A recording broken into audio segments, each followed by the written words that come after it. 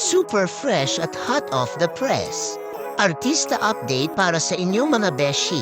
Si Julia Barreto ang napiling Tanduay Calendar Girl para sa 2024. At talaga namang nagdudulot ito ng matinding wow factor sa kanyang mga tagahanga.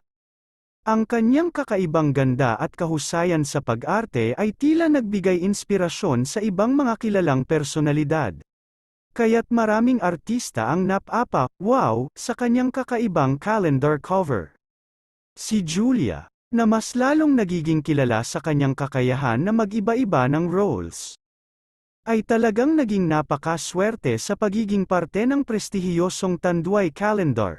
Ang kanyang pagiging ambassadress ng sikat na brand ay nagbibigay inspirasyon sa kanyang mga tagahanga na mangarap at sumubok ng iba't ibang bagay. Sa bawat tingin sa kanyang calendar, ramdam ang lakas at kaharapang dala ng isang modernong Filipina na puno ng determinasyon at ganda. I think we should start with question 0 first. Okay. Julia, are you ready? So ready. Ready as we'll ever be, diba? Ready for what? On stage to present the bouquet of flowers from Tanduay and to congratulate our Tanduay calendar.